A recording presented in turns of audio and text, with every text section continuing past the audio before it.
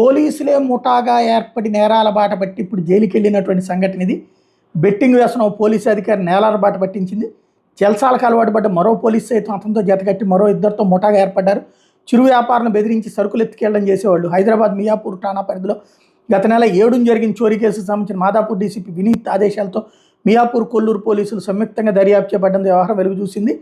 ఈ విషయాలను తాజాగా బయటపెట్టారు. వారాసిగూడ ప్రాంతానికి చెందిన జి శ్రీకాంత్ పోలీస్ శాఖలో జైలు వార్డెన్గా పనిచేసేవాళ్ళు. బెట్టింగ్ అలవాటు పడి సుమారు 8 కోట్ల వరకు అప్పులు చేశారు. 2 ఇళ్లు అమ్మేశాడు.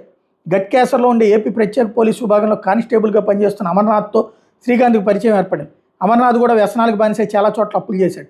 ఈ క్రమంలో సులువుగా డబ్బులు సంపాదించాలన్న ఆశతో మల్కాజ్గిరికి చెందిన ఇమ్రాన్ ఖాన్, మలక్పేటకి చెందిన వాసన్ శ్రీకాంత్లతో కలిసి ఇద్దరు ఓ ముఠా ఏర్పాటు చేసుకున్నారు. హోల్సేల్ గోదాముల నుంచి సిగరెట్లు కొనుగోలు చేసి నగరంలో రిటైల్గా విక్రయించే వ్యాపార కదలికల మీద వీళ్ళు రెక్కి నిర్వహించేవాడు. వాళ్ళని బెదిరించి పెద్ద మొత్తంలో సిగరెట్లు తస్కరించి అమ్ముకునేవాడు. మీ వద్ద గంజాయితో నింపిన సిగరెట్ ప్యాకెట్లో ఉన్న తనిఖీలు చేయాలని చెప్పి సరుకు స్వాధీనం చేసుకునేవాడు. స్టేషన్కి వచ్చి తమను కలవాలంటూ భయపెట్టి సొత్తుతో పరారయ్యేవాడు. చాలామంది చిరు వ్యాపారులు భయంతో నిందితులు చెప్పినట్టు చేసేవాళ్ళని ఏసీబీ చెప్పారు. నిందితుల మీద 2021లో మొదటిసారిగా జీడిమెట్ల పోలీస్ స్టేషన్లో కేసు నమోదైంది.